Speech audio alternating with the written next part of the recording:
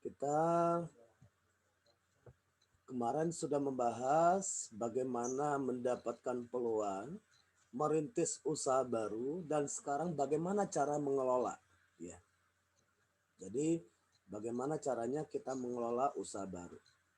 Baik, saya share screen. Ya, kita pertemuan kelima kali ini. Ya, bagaimana kita mengelola dan bagaimana caranya kita melakukan strategi-strategi apa yang akan kita lakukan pada saat melakukan suatu wirausaha. Oke, untuk screen saya sudah kelihatan, sudah nampak? Sudah, Pak. Sudah, ya.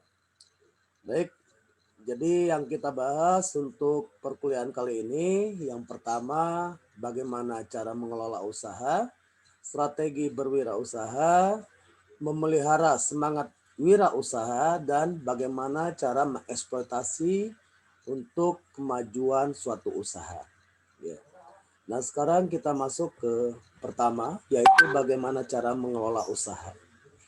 Dalam mengelola usaha, yang harus kita perhatikan, yang kita harus membuat company profile atau disebut dengan ringkasan eksekutif atau disebut dengan executive summary. Ya. Jadi executive summary ini adalah menjelaskan apa nama perusahaan, apa alamat, dan juga nomor telepon perusahaan kita. Ya. Jadi harus tertera dan tercantum secara jelas ya di company profile. Terus yang kedua, harus ada key person. Key person ini ya, jadi adalah sebagai kontak atau orang yang bisa dihubungi di dalam suatu unit usaha kita. Ya. Terus yang ketiga, adanya laporan singkat atau gambaran perusahaan. Jadi perusahaan kita itu ya merupakan perusahaan di bidang apa?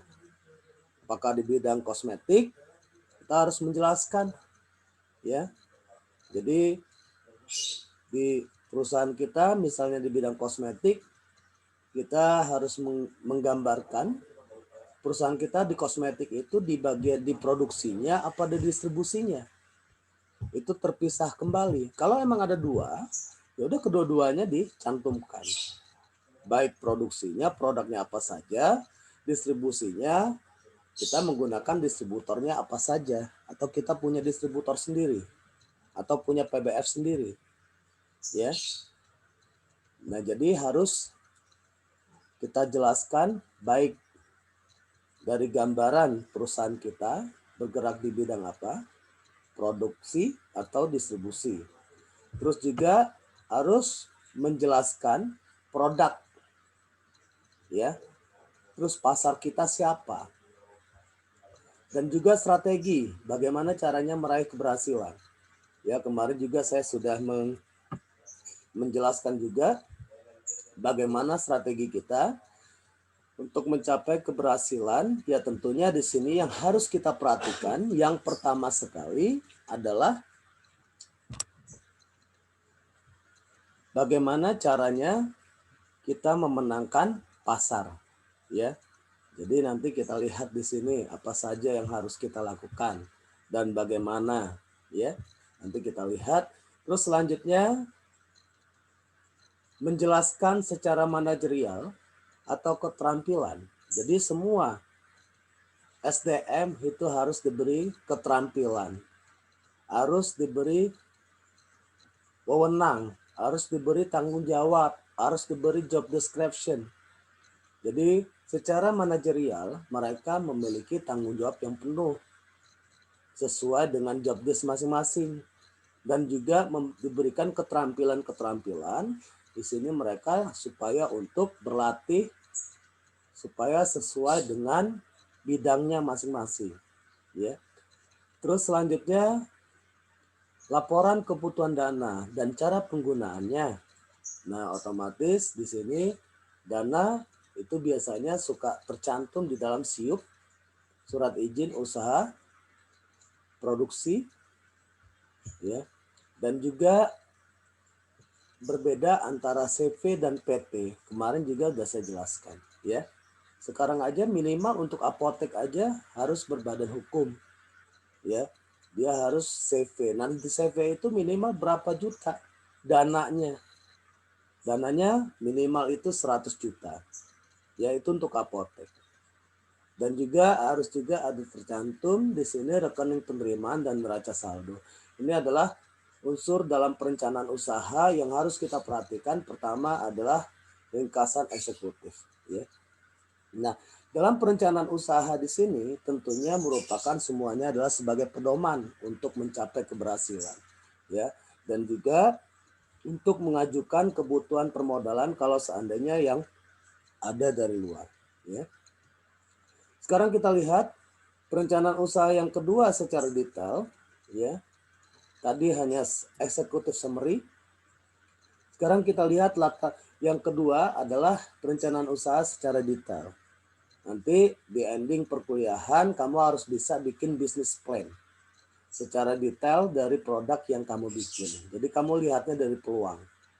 Nah, yang harus diperhatikan pertama sekali adalah latar belakang usaha, sejarah perusahaan dan situasinya, gambaran usaha atau keunikan usaha, ya, apa saja yang mempengaruhi keberhasilan, terus bagaimana kita cara menganalisa pasar atau menganalisa pasar, harus kita tahu segmentasi pasar kita apa, ya, apakah memiliki potensi enggak pasar kita, target kita ke siapa, ya, terus itu bagaimana, apakah ada kompetitor yang dari luar, ya. Jadi harus kita ketahui ada pesaing-pesaing kita yang di luar, itu yang harus kita analisis di pasar juga, ya. Jadi faktor-faktor eksternal itu kita melihat apakah ada pesaing kita, apakah ada follower kita, ya. Jadi ini juga harus kita perhatikan. Terus yang selanjutnya perencanaan strategi usaha, ya, bagaimana caranya kita merencanakan suatu usaha tersebut supaya memiliki suatu strategi. Strategi apa yang harus kita lakukan? Bisa kita melihat strategi yang melihat secara lingkungan internal maupun lingkungan eksternal, ya. Nanti kita bahas mengenai analisa SWOT, ya, untuk pertemuan ke-6. Oke, selanjutnya perencanaan strategi usaha, ya, tentunya di sini strategi pemasaran. Jadi strategi pemasaran itu apa saja? Ada marketing mix, ya, yang disebut dengan bauran pemasaran, ada promotional mix, itu adalah bauran promosi, dan juga bagaimana caranya kita melihat strategi yang harus kita lakukan selain bauran pemasaran, bauran promosi, dan juga kita harus bisa melihat tingkat pasar kita, ya. Jadi tingkat pasar kita bagaimana? Suara saya kedengaran jelas tidak? Jelas nggak? Halo? Jelas, Pak. Jelas, ya? Baru Jelas, Pak. audio, jadi saya kira nggak jelas. Oke, kita lanjut. Terus selanjutnya spesifikasi organisasi dan manajemen. Jadi kita harus ada struktur organisasi, ya. Kalau kamu bikin suatu usaha, walaupun toko obat, kamu harus punya struktur organisasi. Struktur organisasi itu untuk apa? Untuk menggambarkan tugas masing-masing dari SDM atau dari karyawan, ya. Terus selanjutnya harus bisa kita memproyeksikan biaya, ya. Harus kita bisa menganalisis finansial, harus bisa merencanakan keuangan, harus bisa mengetahui laba yang akan kita inginkan, dan harus juga bisa kita memperhatikan berapa nilai break even point atau nilai impas atau nilai balik modal kita kalau kita melakukan suatu usaha, ya. Jadi nanti kita pelajari juga bagaimana cara menghitung break even point, bagaimana caranya kita menghitung laba yang kita inginkan, ya. Jadi dengan laba yang kita inginkan, sampai kapan dari modal yang kita tanamkan bisa kembali modal atau balik modal, ya. Nanti itu kita lakukan dalam menganalisis finansial. Terus selanjutnya merencanakan suatu aksi strategis, ya. Jadi aksi strategisnya apa yang harus kita lakukan? Baik itu produk, kita melihat produk kita, Apakah ada produk kita itu di pasaran? Apakah harga kita bisa bersaing? Apakah kita memiliki distributor yang lebih kuat? Apakah kita bagaimana caranya kita promosi dibandingkan dengan pesaing yang ada di luar? Nah, itu adalah aksi-aksi suatu strategis yang dilakukan dalam melakukan suatu usaha.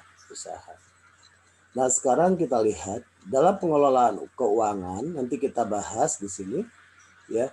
Ini nanti kita bahas analisis finansial, nanti kita menghitung break even point bagaimana, break even point unit, break even point dari rupiah. Jadi misalnya nanti kamu bikin ini misalnya kita bikin satu produk ya. Jadi satu produk itu yang bagaimana yang kita inginkan. Misalnya kita bikin satu produk dengan modalnya misalnya 1 juta. Ya. Jadi kita modal 1 juta. 1 juta ini kita bikin jadi berapa produk. Misalnya jadi 100 produk. Harga yang kita jual berapa? Misalnya 10.000. Ya, harga yang kita jual. Berapa yang kita inginkan? Ya. Yang kita inginkan keuntungannya labanya berapa persen? Misalnya 20%. Berarti kita harus menjual harga dari 10.000, berarti 20%-nya adalah 2.000, berarti 12.000 harga jual. Ya. Jadi 1 juta dibagi 12.000 berapa? Ya. Jadi 1 juta kita lihat di sini. Sebentar.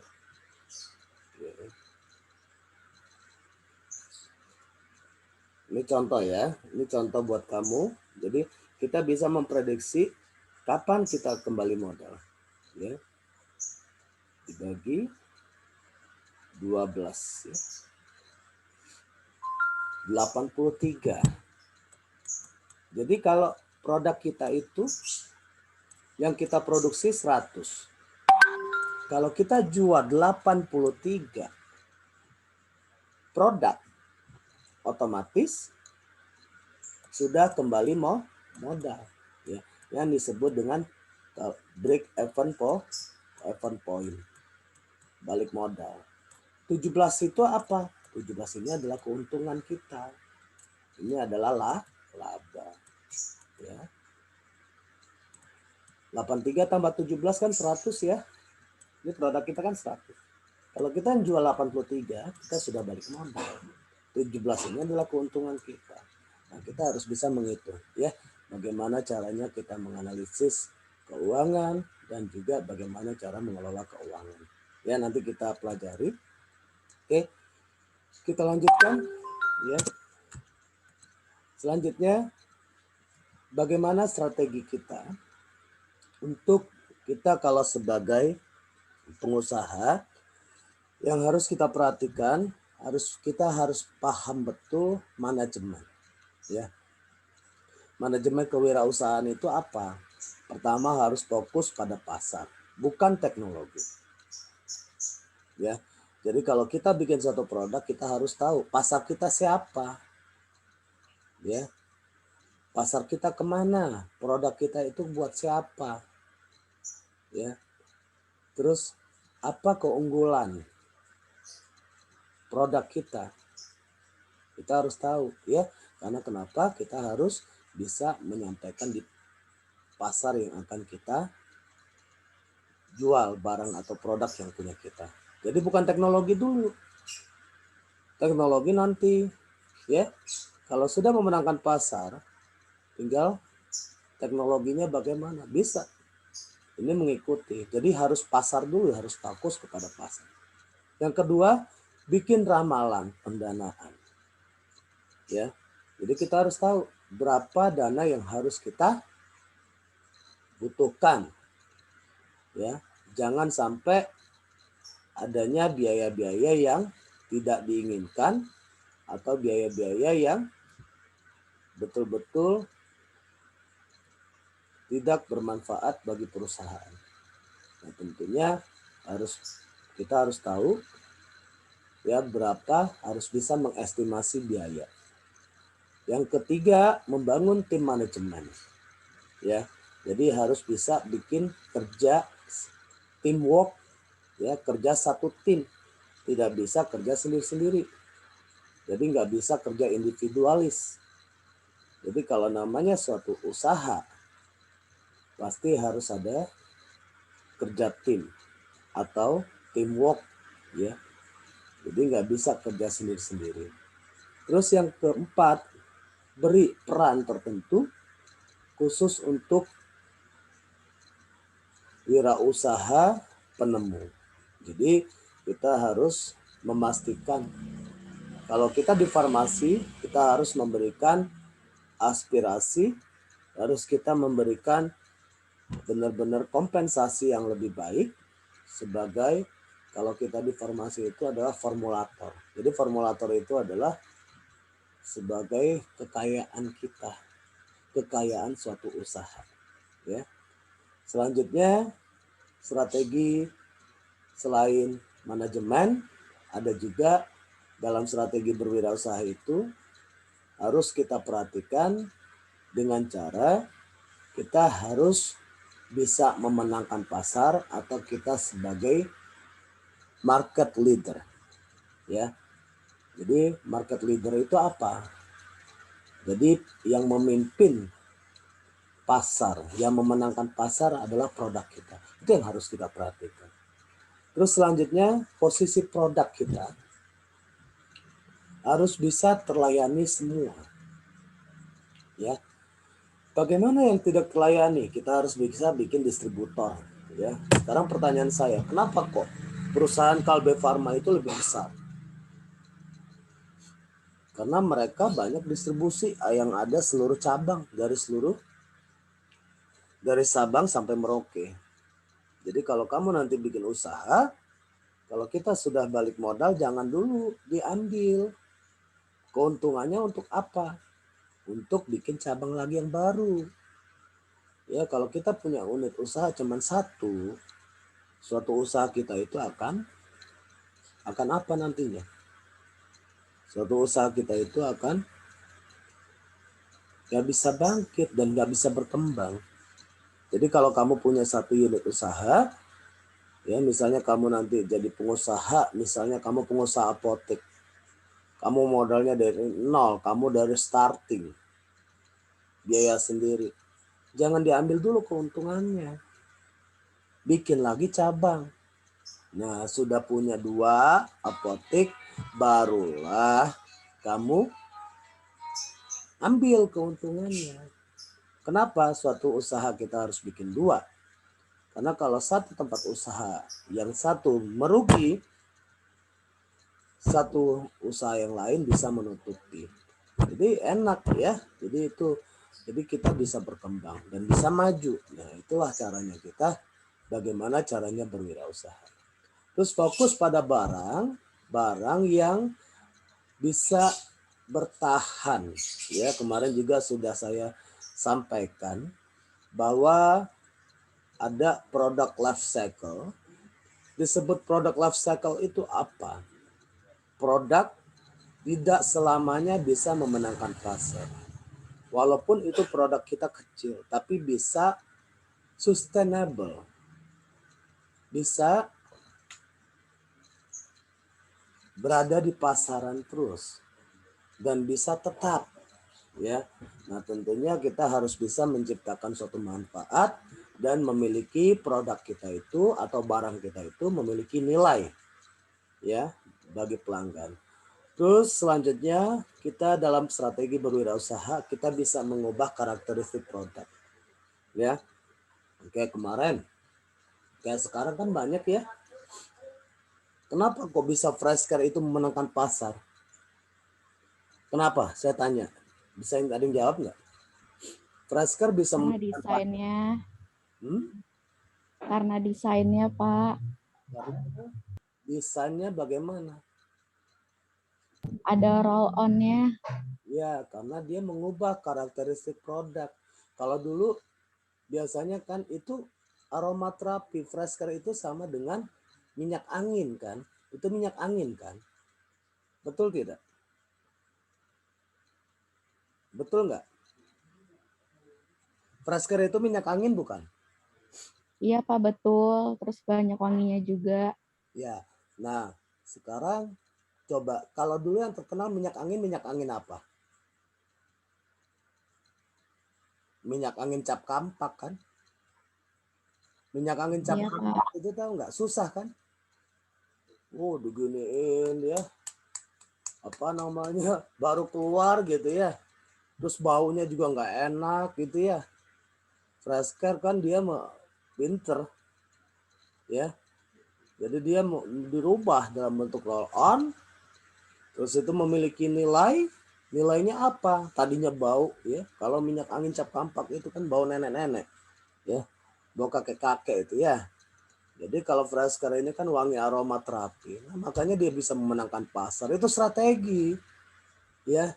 Kamu juga kalau punya usaha, kalau bikin produk begitu, hal-hal yang begitu. Tingkat kreativitas yang tinggi, kita memiliki inovasi produk yang tinggi dan memiliki nilai bagi pelanggan. Makanya sampai sekarang fresh care masih memenangkan pasar ya. Nah, itu adalah strategi berwirausaha.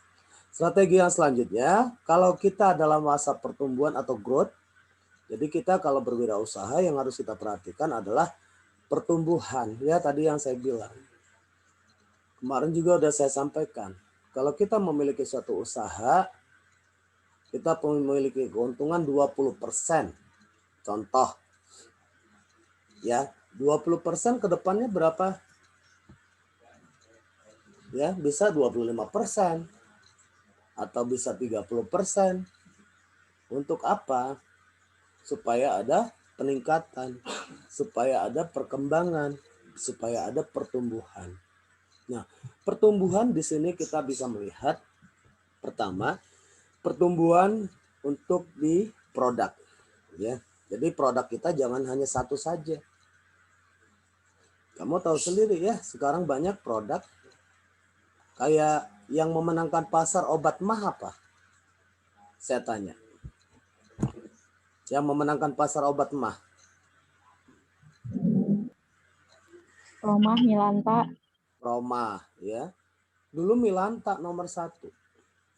Tapi sekarang Promah yang nomor 1. Ya. Dia Promah itu produknya banyak. Jadi dia bukannya hanya Promah saja. Ya, ada yang punya dia produknya itu yang memiliki hanya satu. Kalau Promah itu kan diminum sebelum dan sesudah makan dalam bentuk tablet. Ada Promah double action. Dia mengembangkan produk lagi. Begitu juga tolak angin. Ada tolak angin anak, tolak angin flu, tolak angin pegalinu, ya. Jadi banyak di sini. Ya, produk-produk yang dirubah atau ditambah pada saat masa pertumbuhan. Ya, dirubah produknya atau ditambah boleh, ya. Terus penetrasi. Nah, bagaimana cara memasukin pasar, ekspansi kita. Terus bagaimana diversifikasi dan kemampuan mendapatkan suatu dana, ya. Jadi untuk dalam masa pertumbuhan kita harus bisa dan mampu juga mendapatkan dana dalam mengembangkan suatu produk. Jadi perubahan produk itu bisa dikembangkan ya dengan cara bisa mendapatkan suatu dana, dari dana inilah bisa dikembangkan jadi suatu produk itu, jadi produk itu bisa tumbuh dan berkembang. Terus selanjutnya analisis SDM. Ya. Kalau SDM emang masih berkurang, bisa ditambah karena produksi lebih banyak. Begitu juga analisis pesaing. Nah, ini ya faktor luar kita lihat. Terus kita analisis harga juga, dan juga harus adanya hubungan ke masyarakat. Hubungan ke masyarakat ini disebut dengan public relation, PR yang terkenal itu ya. Jadi harus ada hubungan ke masyarakat. Ini strategi yang akan dilakukan dalam masa pertumbuhan atau dalam masa growth. Selanjutnya strategi dalam kondisi pertumbuhan. Strategi dalam memimpin pasar harus bersikap menyerang dan agresif. Ya. Jadi namanya dalam suatu bisnis itu pasti adanya bagaimana caranya memenangkan pasar, itulah suatu strategi yang pertama sekali yang diambil seorang marketing. Ya. Jadi dalam memimpin pasar, yang harus kita perhatikan pertama sekali adalah pertama bersikap menyerang dan agresif, bersikap bertahan. Ada yang tidak terlalu agresif. Jadi ini sambil membangun hambatan dan memasuki pasar. Terus ada juga tidak boleh ada anggapan bahwa perusahaan yang berhasil tidak memiliki tantangan. Jadi semuanya pasti ada tantangan. Jadi makanya saya bilang ada faktor internal, ada faktor eksternal. Faktor internal oke, kekuatan dan kelemahan kita. Tapi yang eksternal itu adalah peluang dan ancaman. Ya. Jadi bagaimana? Ya, kalau kita memiliki peluang, ya, kita harus tahu peluang itu belum tentu juga merupakan suatu yang bisa memenangkan pasar, tapi bisa menjadi faktor eksternal yang lebih berat, gitu ya. Oke, nah ini yang harus kita perhatikan, strategi dalam memimpin pasar. Selanjutnya, strategi kalau sebagai bukan pemimpin pasar, nah ini ya, dia hanya memiliki kompetensi doang ya, dan hanya mengembangkan strategi sebagai follower leader. Jadi dia, nah ini bukan yang merupakan dia tidak bisa mengembangkan suatu produk, undifferentiated product. Jadi dia ini bukan pemimpin pasar. Nah ini strategi kalau mau yang kita mau bukan memimpin pasar, tapi produk kita tetap ada di pasar, cuma tapi hanya dalam pasar yang kecil, ya. Terus strategi yang lain kita lihat ada pertahanan bersaing, ada pengembangan produk dan wilayah pemasaran secara kreatif dan inovatif, mencoba menjadi produk big hitter, tidak berkonsentrasi pada perbaikan produk yang sudah ada, terus mengambil langkah positif dan proaktif untuk keberhasilan. Jadi ini strategi-strategi dalam satu melakukan suatu wirausaha. Nah sekarang bagaimana caranya kita memelihara semangat wirausaha itu, ya, supaya kita bisa memelihara semangat berwirausaha, tentunya harus kita perhatikan. Yang pertama sekali adanya di sini kita harus bisa menekankan mereka harus bisa atau mau membeli produk kita. Ya. Kalau orang Sunda bilang apa? Jualan dedet, tahu nggak jualan dedet? Tahu jualan dedet nggak? Maksa gitu. Oh, neta bapak jualan dedet. Maksa, tahu nggak maksa? Oh, Oh, ini loh produknya bagus, beli dong. Masa kayak gitu, masa nggak mau beli gitu. Nah itu jualan dedet saya bilang ya. Itu jadi seolah-olah kita harus bisa menekankan ya kepada pembeli, ya. Jadi harus bisa. Makanya saya bilang orang marketing, orang pengusaha, orang entrepreneur itu titelnya MBA atau MBA enggak? Harus pintar berbicara apa MBA itu? Tahu nggak? Rusli tahu nggak? MBA Rusli. Ami tahu? Ini plesetan. Magister. Plesetan ya ini ya. MBA. Magister bisnis. Ini. Bukan, ini mah plesetan. Plesetannya mah apa? Jadi kalau marketing, sales atau kita pengusaha, kita harus bisa MBA. Titel kita itu MBA. MBA itu adalah modal bacot aja. Ya. Jadi harus bisa bacot, tahu nggak bacot? Ngomong, Pak. Iya, harus pintar. Nyorocos, Pak. Nah, eta bener. Jadi itu bener ya, kita dedet. Saya suka kok jualan. Dulu saya punya produk. Saya punya kosmetik. Ya, krim pagi, krim malam. Cuman saya belum sampai sekarang karena saya belum punya perusahaan, saya nggak mau. Cuman produk saya sudah beredar di Bogor, sudah banyak ibu-ibu yang make. Mukanya hitam jadi putih, jadi glowing. Ya, jadi ada 4 satu paket. Ada krim siang, krim malam, toner, satu lagi sabun. Nah itu pertamanya sekali saya menjual produk ini, saya dedetin, ngerti nggak? Bagus loh saya bikin gini, masa nggak mau beli sih? Beli dong, cobain dulu gini. Gitu ya.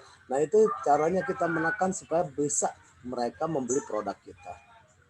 Ya, jadi tentunya produk emang kalau kita memenangkan pasar, kita benar-benar harus memiliki dan kita tahu sekarang intinya kalau kita membuat suatu produk itu apa yang memiliki peluang, apa yang dibutuhkan, apa yang diingini oleh konsumen, ya.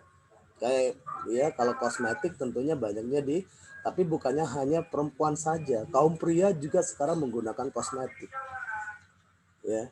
Yang sekarang lebih menjanjikan selain kosmetik juga adalah antiseptik, desinfektan pada masa pandemi kayak gini. Ya, kita harus bisa melihat peluang. Nah, tentunya di sini caranya kita bisa menekankan kepada pembeli supaya mereka bisa membeli dengan melihat apa yang dibutuhkan, apa yang diinginkan oleh mereka. Terus yang selanjutnya mendidik wirausaha untuk melakukan nilai-nilai perbaikan produk. Jadi produk kita itu misalnya sudah memenangkan pasar, tentunya produk itu bisa kita kembangkan. Ya, misalnya tadinya belum ada vitamin E-nya, bisa kita tambahkan vitamin E dalam satu produk. Fungsinya buat apa? Ada keunggulan dibandingkan produk yang lain gitu kan. Nah, tentunya ini yang harus kita perhatikan. Harus bisa kita merubah nilai-nilai atau memperbaiki nilai-nilai suatu produk kita. Terus selanjutnya harus juga bisa kita mendistribusikan. Ya. Kenapa saya bilang kita harus banyak memiliki cabang? Karena biar gampang produk itu terdistribusi. Kenapa perusahaan besar memiliki cabang dari Sumatera sampai Irian? Karena untuk mendistribusikan produknya supaya bisa memenangkan pasar. Ya, nah itulah makanya kalau kita memiliki suatu usaha, jangan hanya satu tempat. Berkembang. Itulah yang maju. Itulah wirausaha yang sukses. Ya. Terus menciptakan iklim kerja yang positif dan mendorong terciptanya suatu ide-ide baru. Nah ini ya, jadi ide-ide baru kita harus bisa mengetahui peluang-peluang yang ada dan bagaimana caranya kita melakukan suatu kreativitas yang nilai kreativitas yang tinggi. Ya, nah ini caranya memelihara semangat wirausaha.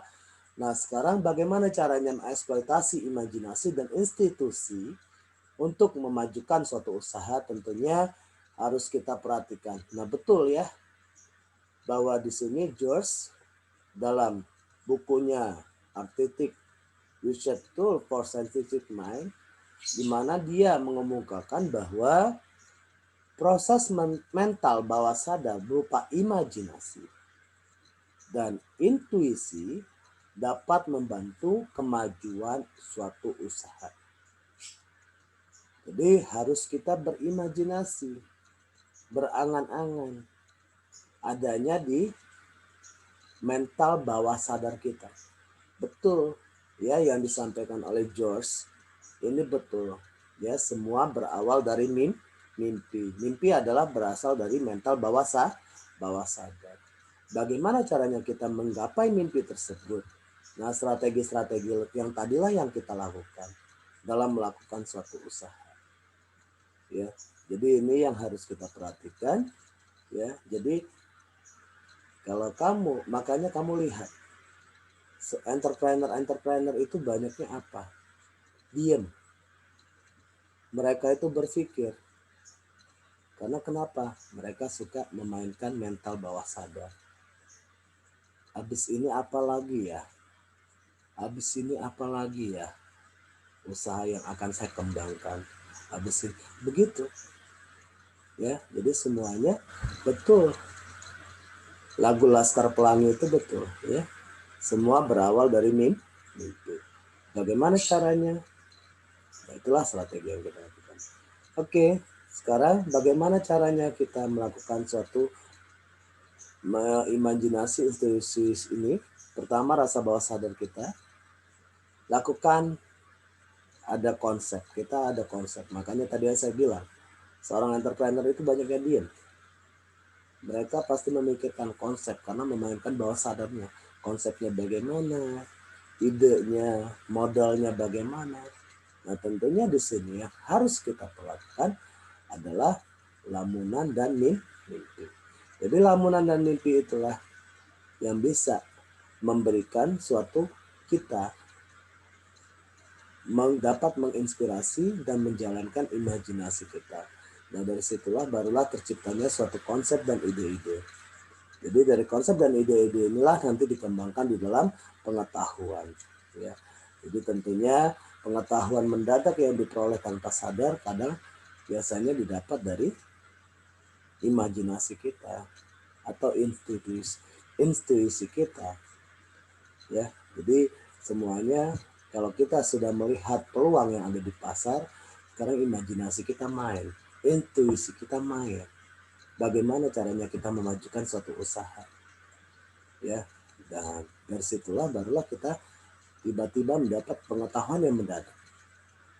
Jadi bukannya hanya kita melihat internal dan eksternal, kita bisa mengasah dari imajinasi dan intuisi kita, ya. Oke, sekarang kita lihat bagaimana caranya kita memiliki intuisi, terus dengan cara distimulasi. Distimulasi ini dirangsang. Bagaimana caranya kita merangsang intuisi kita atau alam bawah sadar kita secara imajinasi? Tentunya yang harus dilakukan, yang pertama sekali adalah melakukan apa? Mendorong proses bawah sadar itu dengan cara memberikan suatu attitude, gap, contortion. Jadi tentunya yang diperhatikan pertama sekali di sini adalah bagaimana kita beretika yang baik. Apakah kita memiliki pengalaman yang baik? Apakah kita memiliki sesuatu yang betul-betul di sini kesungguhan kita? Nah, tentunya yang harus kita perhatikan, semua yang sudah kita dapat dalam mendorong proses bawah sadar itu, kita tentunya harus melakukan pertama bisa relaxation, ya. Jadi dalam misalnya tidur, misalnya kita jalan-jalan atau kemana, dari situ kadang kita terimajinasi apa ya. Kadang dalam kita menulis keluar apa ide-ide kita, apa yang usaha yang akan kita bikinkan, ya. Di situ juga deadline kita bagaimana, ya, kapan dan yang akan kita lakukan usaha itu kapan, dan bagaimana kalau seandainya dilakukan, apakah ada tekanan apa tidak. Tentunya dalam suatu usaha itu harus memiliki tekanan. Kalau nggak ada tekanan berarti tidak ada tantangan, ya. Jadi semuanya orang berwirausaha, ya, semuanya didapat secara imajinasi atau di alam bawah sadar kita, ya, bisa kita lakukan. Nah, inilah yang tentunya sangat bisa membantu kita dalam mengembangkan suatu unit usaha, ya. Oke, sampai sini ada yang ditanyakan? Ya, tadi kita udah membahas ini bagaimana cara mengelola strategi, memelihara semangat wirausaha, dan eksploitasi, imajinasi dan intuisi. Jadi eksploitasi itu tadi bisa kita relaxation, ya, bisa kita tidur, kita dapat, ya. Terus itu bisa kita cara menulis, bisa cara menulis itu yang kamu lakukan itu berdasarkan pengalaman. Gimana?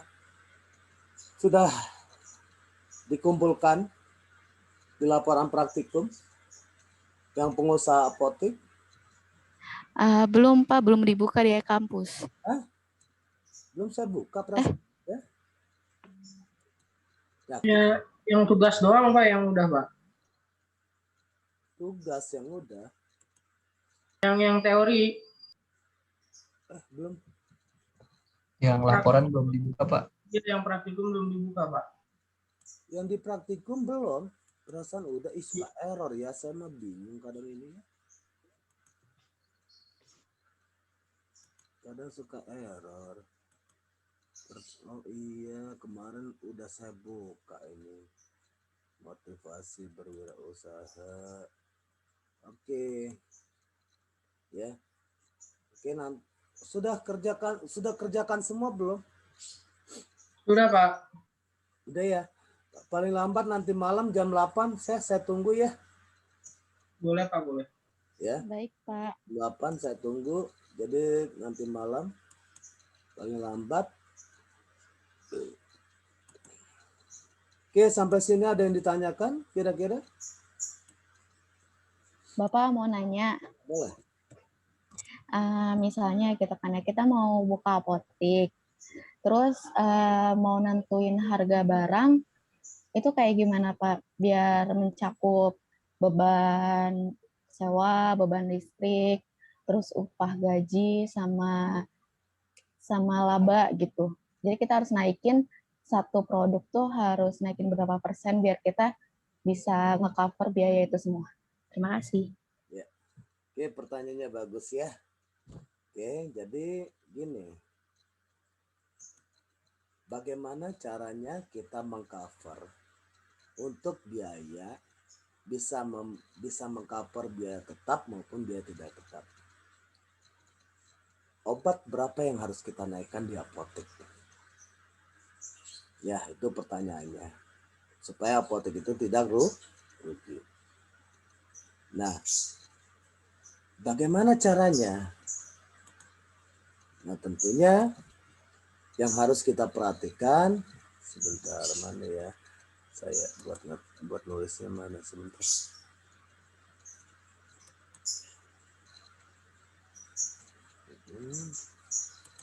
Mana nih kok?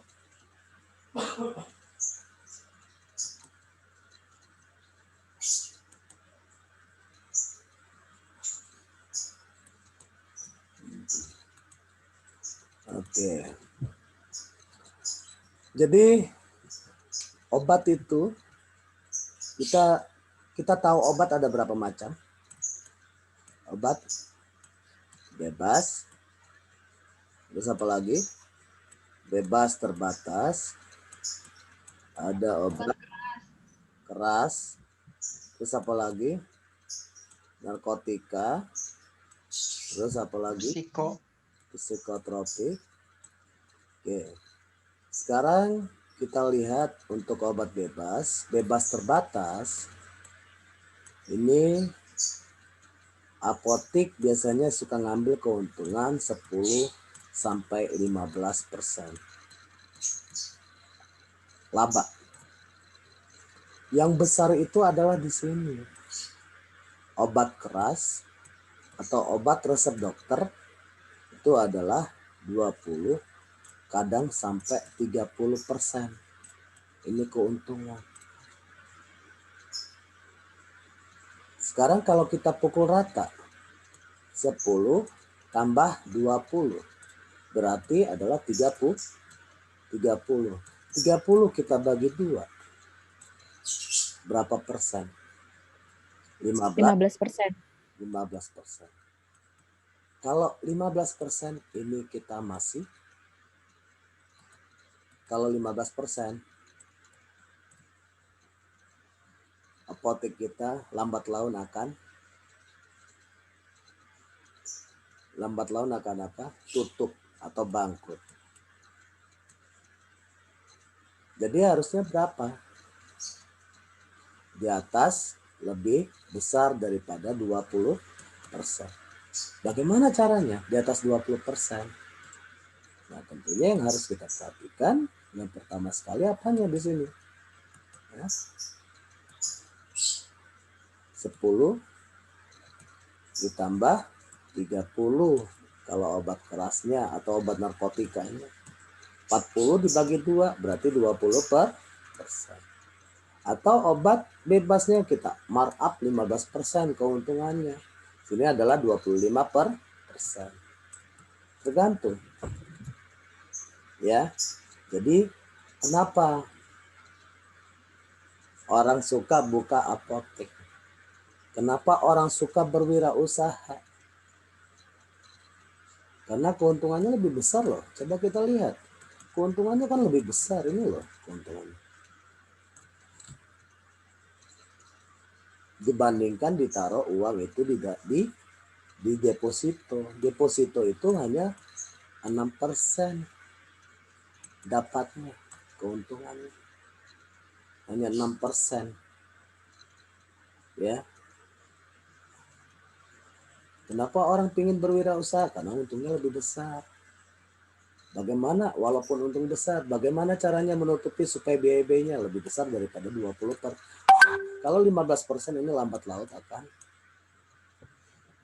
apotek itu akan tutup. Ya. Gitu ya Ami ya. Ami yang nanya. Oh iya Pak. Hah? Iya Pak. Lihat caranya apotek ya. Jadi untuk obat bebasnya 10%, obat kerasnya 30% keuntungannya diambil. Jadi 10 tambah 40 dibagi 2, 10 tambah 30, 40 dibagi 2 berarti 20%. Ya jangan sampai di bawah 20% deh. Kalau di bawah 20% masih penpotan itu. Ya, untuk bayar biayanya tekor. Ya.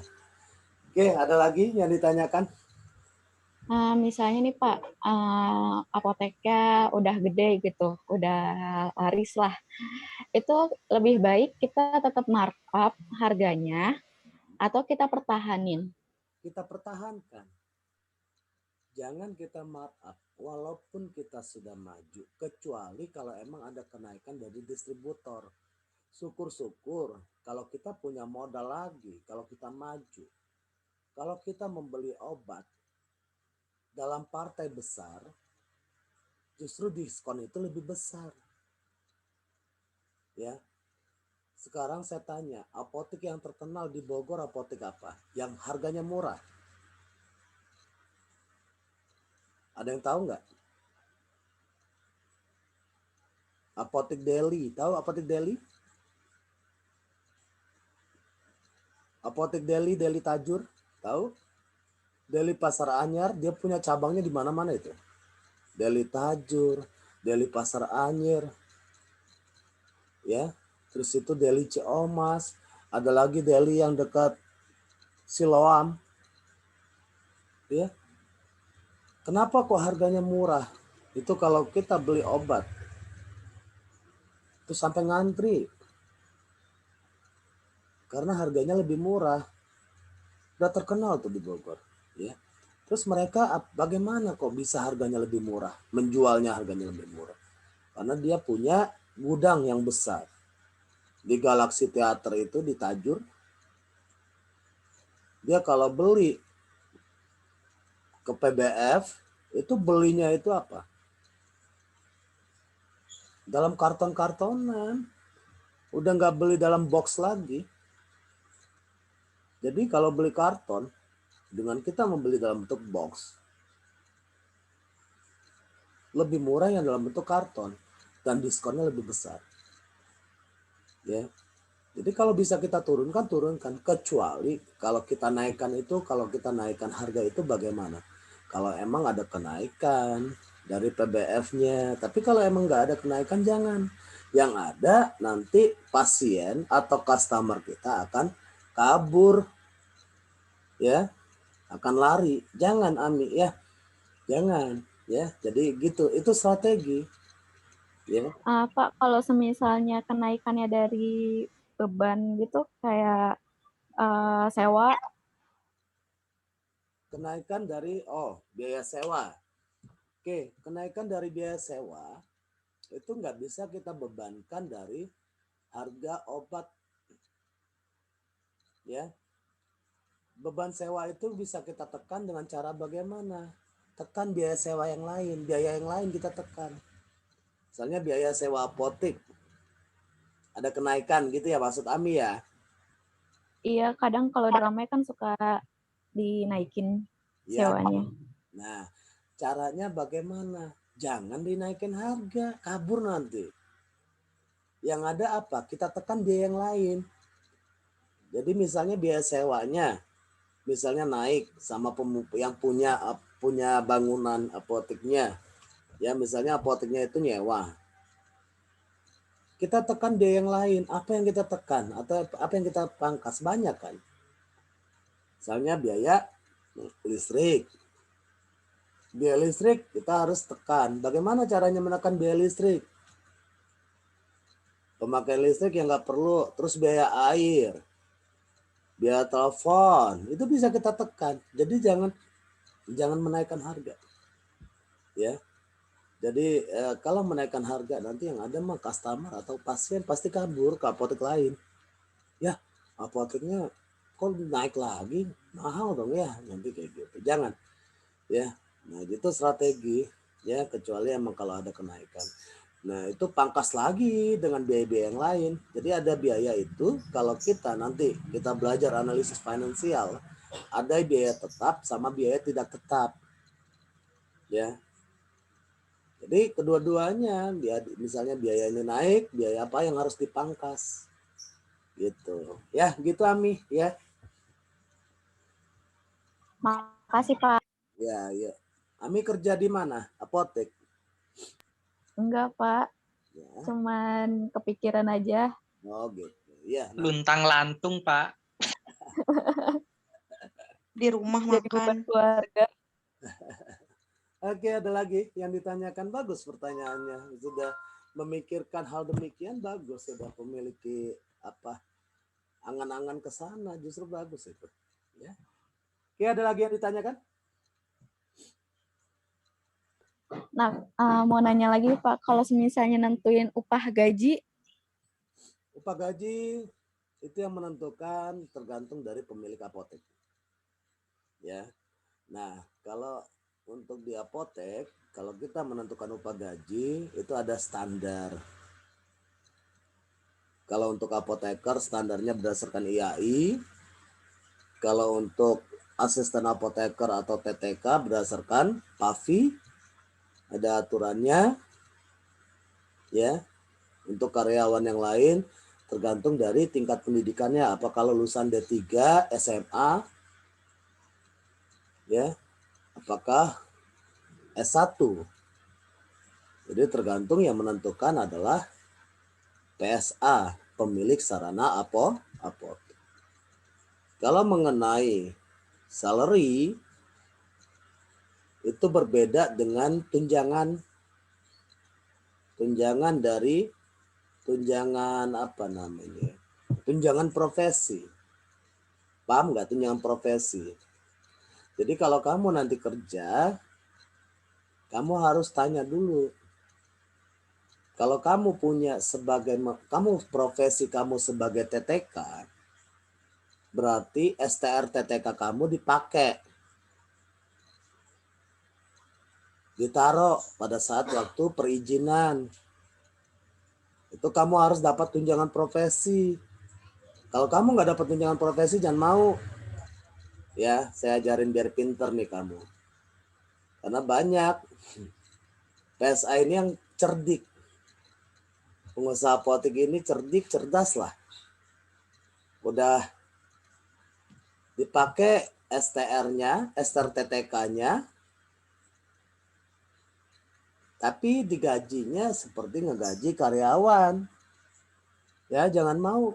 Dimanapun kamu kerja, itu harus kamu mendapatkan tunjangan profesi. Nah, tunjangan profesi ini tergantung dari si owner atau si pemilik apotek. Jadi gitu ya, yang menentukan adalah standar untuk profesi itu adalah dari organisasi masing-masing. Jadi misalnya salary kamu, misalnya UMR. UMR itu kan 3,7. Ya, sebulan 3.700.000. Misalnya STR kamu dipakai tunjangan profesi 1 juta. Jadi 4.700.000 lah yang gaji yang kamu dapat dalam satu bulan. Ya, kecuali kalau STR-nya nggak dipakai, udah gaji kamu UMR saja. Gitu ya maksudnya ya. Harus sesuai dengan standar UMR dari Pemda atau Pemkot setempat. Intinya begitu. Ya. Gitu Ami. Baik, Pak. Makasih. Ya. Ada lagi? Ada lagi yang tanyakan nggak sampai sini?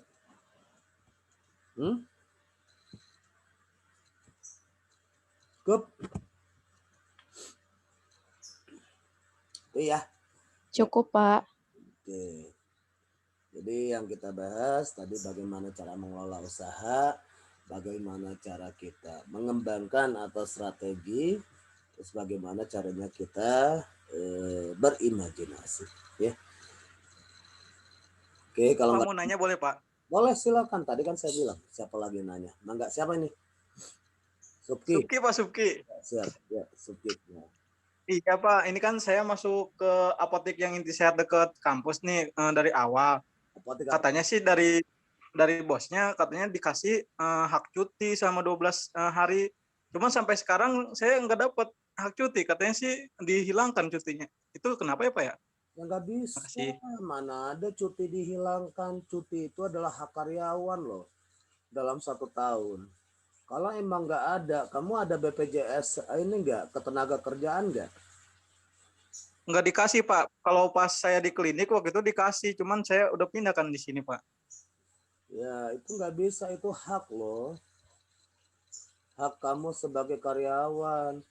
Kalau seandainya nggak dikasih, ya udah kamu keluar aja deh dari apotek situ deh. Ya nggak bener itu apoteknya kalau nggak dikasih. Ya itu hak karyawan itu kamu itu bisa di. Iya soalnya saya juga bertahan di situ karena emang masih kuliah sih Pak. Kamu bisa melaporkan di Dinas Tenaga Kerja juga bisa kena itu. Ya. Jadi hak karyawan dalam 1 tahun 12 hari itu adalah hak karyawan untuk mengajukan cuti. Itu nggak bisa digabung-gugat. Ya. Itu keputusan adalah keputusan dari owner sebetulnya. Pemilik apotek tersebut. Ya. Jadi kalau dilaporkan ya kena ownernya, PSA-nya kena gitu mah ya. Jadi jangan mau ya, kamu mau kerja dimanapun aja, mau perusahaan swasta mau perusahaan negeri, 12 tahun itu adalah hak cuti dari karyawan, silakan diambil pada saat kapan saja ya. Mungkin ada alasannya begini, mungkin Supri nggak dikasih cuti ya karena mungkin kekurangan karyawan atau bagaimana, tergantung mempertimbangkan. Tapi kalau seandainya kamu nggak cuti, ya itu jangan deh, itu mah luar biasa ya. Kalau kamu nggak cuti, emang kamu digaji berapa? Gitu kan nggak bisa. Ya, jangan ini Supti. Kalau sudah selesai nanti kuliah, keluarlah dari sana. Nggak benar itu apoteknya ya. Iya Pak.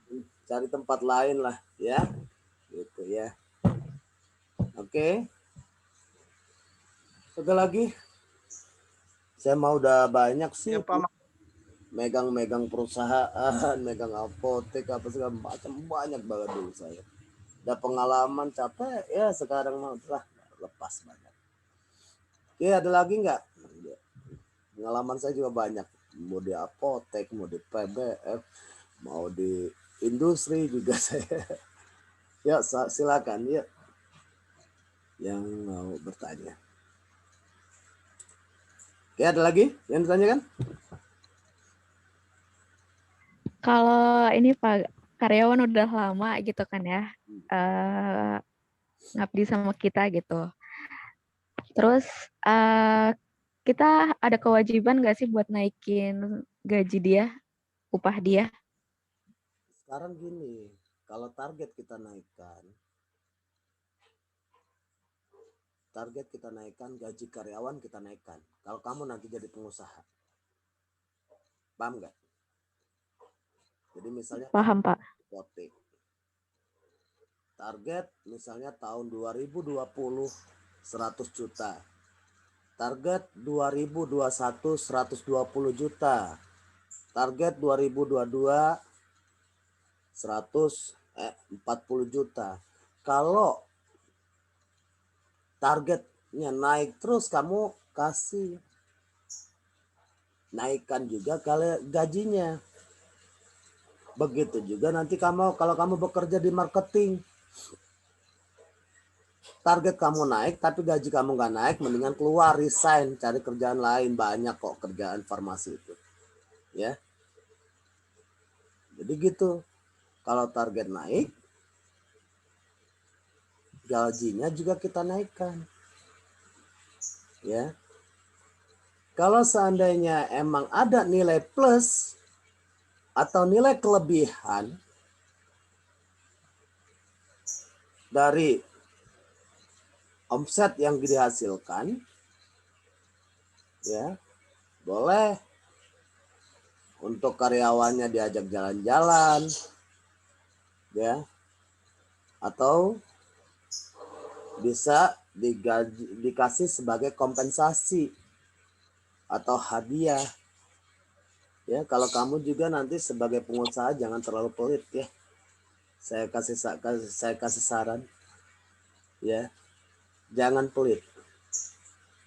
Karena kompensasi walaupun 100.000 kita berikan kepada karyawan, oh ini uang bonus gitu, 100.000 satu karyawan misal, itu mereka sangat berarti bagi mereka. Alhamdulillah gitu ya.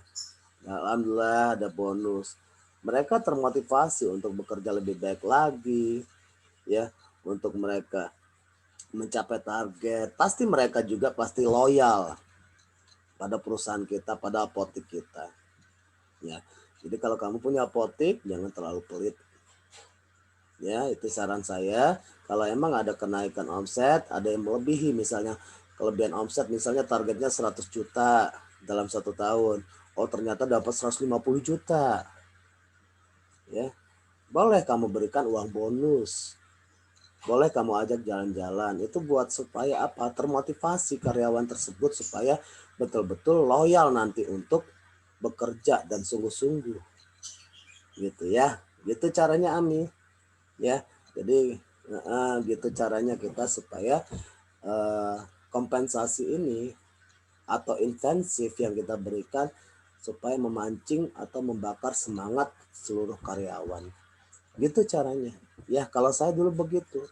Saya di brand manager dulu ya sebagai itu, kamu tahu kan bahan-bahan kimia yang ada di lab? Tahu, Pak. Bratacem, Iya, Pak. Brataco. Itu saya dulu sebagai brand manager di sana. 5 tahun saya di sana. Yang botolnya beling itu, ya. Itu saya 5 tahun membawahi ada 12 marketing. Saya yang dalam 5 tahun itu alhamdulillah dikasih target. Saya push itu anak-anak. Mereka juga senang, termotivasi. 3 bulan berturut-turut Anda masuk target, saya berikan hadiah. Saya gitu kan. Ya. Oh ya Pak Ferry, hadiah apa nih katanya. Tenang aja, mau yang gimana saya bilang. Saya tantangin lagi. Ya. Jam tangan Pak Ferry, tapi yang mahal ya. Yang merek apa saya bilang. Alba, aduh Alba mah murah saya bilang. Rolex ya, saya beli yang Rolex. 3 bulan berturut-turut kamu masuk target, saya belikan. Sok, siapa yang masuk? Berlomba-lomba, mereka semangat gitu ya untuk capai target itu. Ya. Marketing, salesman capai target. Yang senang adalah siapa? Brand manajernya, kepala cabangnya. Ya. Kepala cabangnya juga dapat kecipratan. Pertama namanya bagus di pusat, yang kedua dia juga mendapatkan intensif juga dari pusat. Ya, jadi kamu gitu caranya. Kalau kamu sebagai manajer, ya, gitu caranya strategi yang harus kita lakukan di dalam bidang marketing.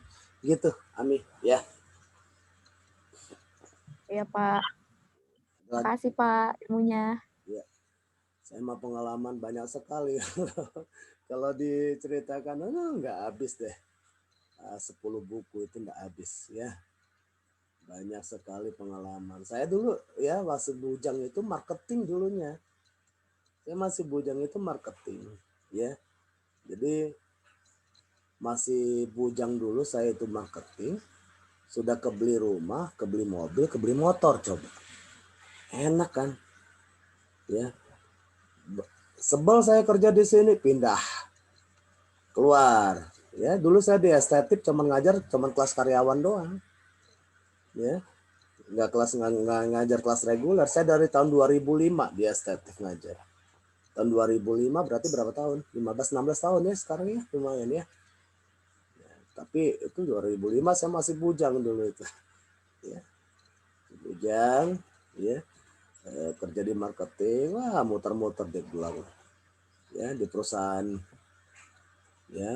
kimia, di perusahaan obat, ya, industri ya muter-muter aja. Kalau di marketing itu enak. Gitu caranya. Oke, ada lagi yang ditanyakan?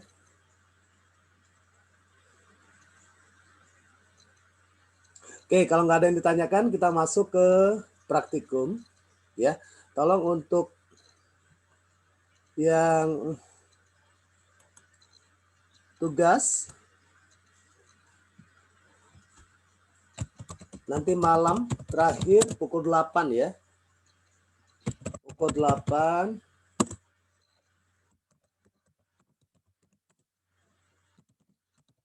Pukul 8 malam diupload. Ini udah saya upload kembali. Nah, untuk praktikum lah kok keluar ya, pantesan. Keluar dari situs.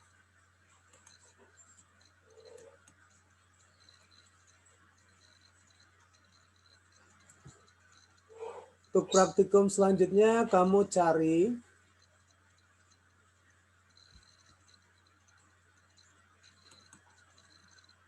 success story. Jadi pengusaha-pengusaha sukses. Pengusaha-pengusaha sukses yang bagaimana yang kamu cari? Pengusaha-pengusaha sukses yang memenangkan pasar, ya.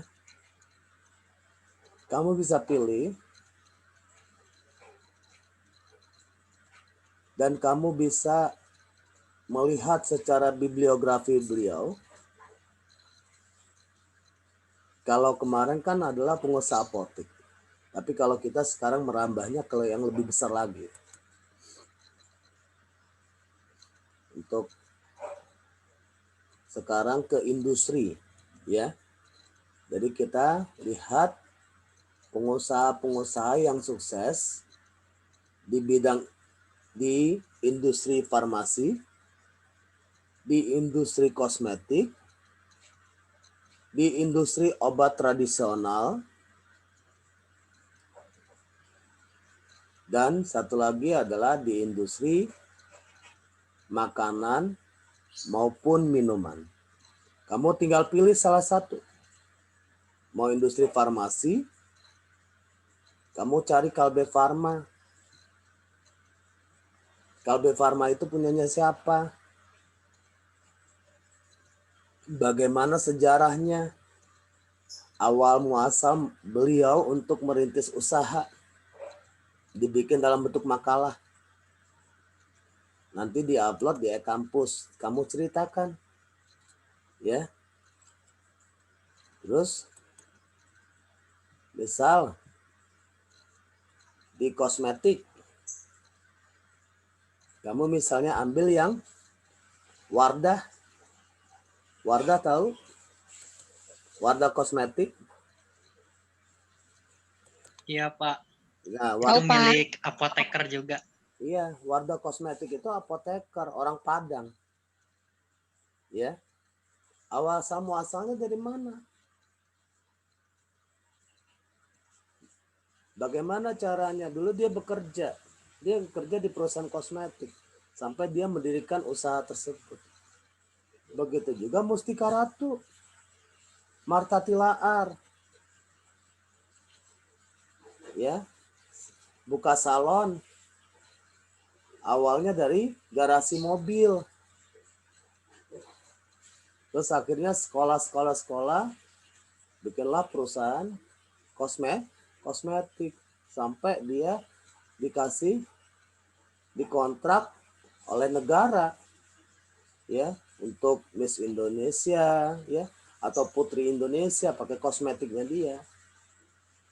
Itu perjalanan hidupnya dia menjadikan dia sukses itu bagaimana? Kamu pilih salah satu. Ya. Ya apakah Ibu Marta Tilaar, apa Wardah ya di kosmetik ya, apakah Kalbe Farma. Kalau makanan boleh. Misalnya kamu angkat yang apa yang kamu angkat untuk makanan. Cari yang bisa roti unyil ya. Bisa juga untuk makanan yang kamu angkat adalah kue lapis talas Sangkuriang. Ya. Kamu tahu nggak yang pemilik kue lapis talas Sangkuriang itu orang mana? Ada yang tahu? Ada yang tahu nggak?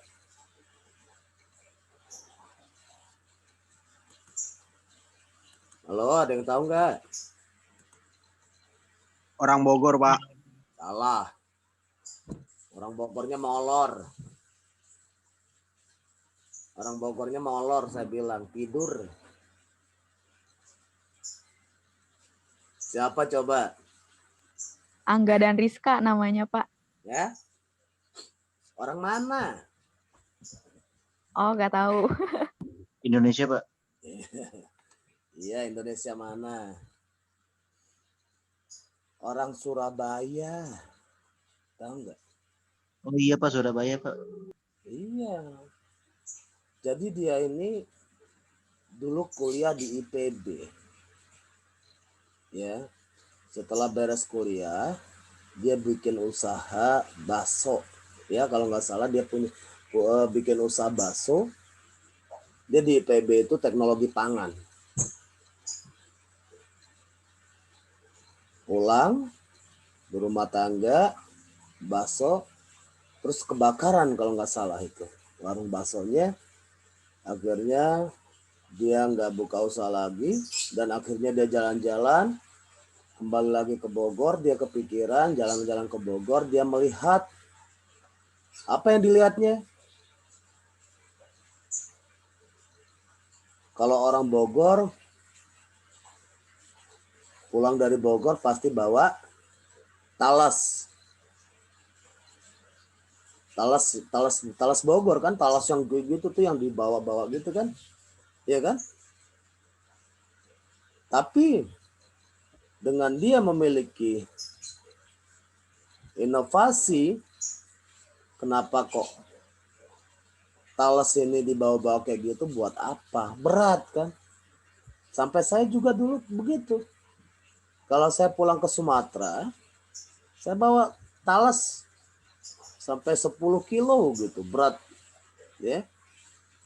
Tapi sekarang orang kalau pulang dari Bogor bawa kue doang, kue talas ya.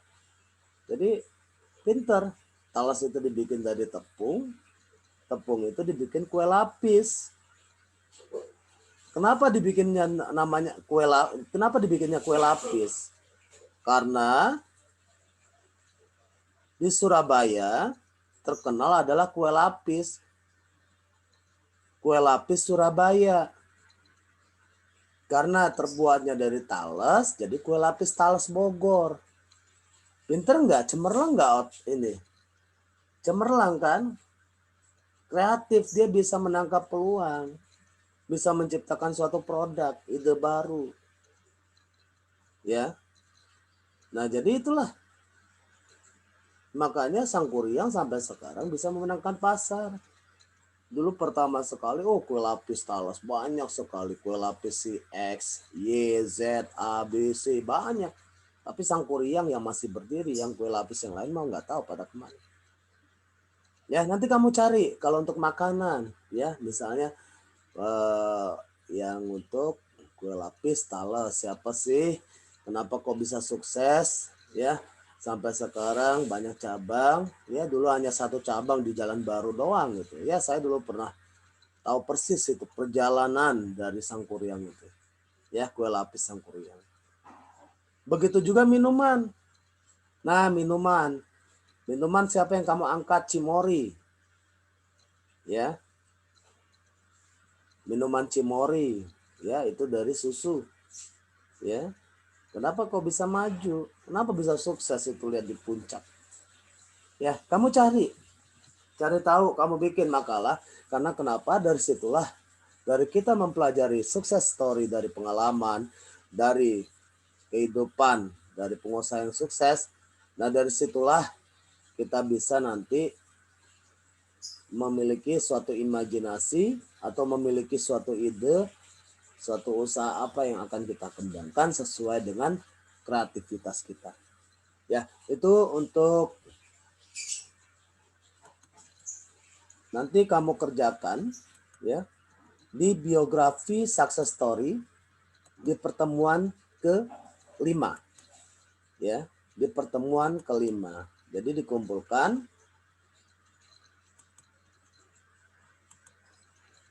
dikumpulkan Kamis depan berarti ya.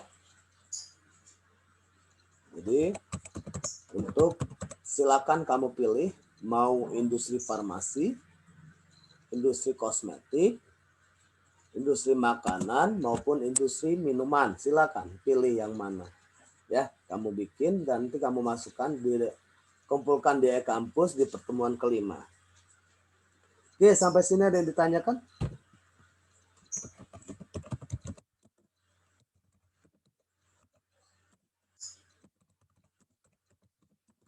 Tidak ada, Pak. Oke, enggak ada. Paham ya sampai sini ya?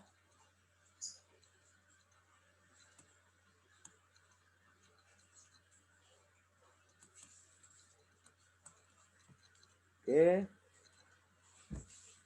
Untuk tugas yang kemarin saya tunggu nanti malam sampai jam 8. Udah saya buka barusan, silakan nanti kamu upload ya. Ini hadir semua ya. Hadir semua ya, 65 komplit ini ya sekarang ya. Oke, kalau nggak ada lagi yang ditanyakan untuk perkuliahan dan tugas, kita masih secara teori, praktikumnya kamu masih mencari pengalaman-pengalaman, kita bisa membaca bibliografi dari pengalaman dari pengusaha-pengusaha, baik dari apotek, ya toko obat, ya toko. Sekarang kita masuk ke industri, ya. Kamu masuk ke industri, sekarang kamu mempelajari mereka kenapa bisa sukses, ya. Kamu cari tahu bagaimana cerita-cerita orang sukses ya atau success story. Nanti kamu masukkan di pertemuan ke-5 ya. Jadi pertemuan ke-5 dikumpulkan besok depan, jadi Kamis depan paling lambat pukul 10 ya. Pukul 10 pagi paling lambat dikumpulkan. Oke, ada lagi yang ditanyakan cukup?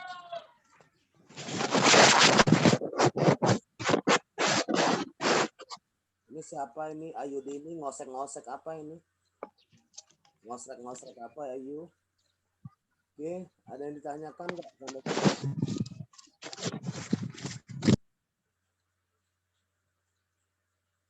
Nggak ada? Cukup paham? Jelas? Sangat jelas, Pak. Oke, baik. Oke, kalau nggak ada, ya kita akhiri untuk perkuliahan kali ini dan untuk Bapak, ya. Kenapa? kok gak bisa di-upload ya, Pak? Udah saya upload. Nih. Pertemuan keempat. Judulnya motivasi berwirausaha, Pak. Iya. Tapi tugas sudah selesai. Oh, saya maaf. Oh, maaf. Untung Rusli. Jamnya saya salah ini. Jamnya jam 20 ya, sebentar.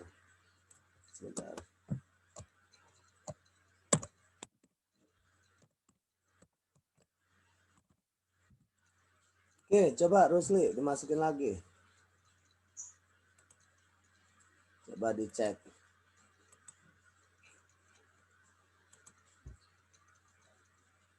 Iya Pak, udah Ya. bisa. Sudah, Pak. Kalau untuk besok ya berarti tanggal 1 April pukul 10 ya paling lambat itu.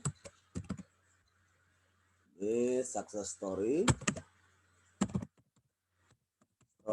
di industri ya, industri pilih mau farmasi, misalnya Kalbe Farma yang kamu angkat, kosmetik mau Wardah, Mustika Ratu atau Sariayu ya, makanan cari yang unyil atau kue lapis talas ya.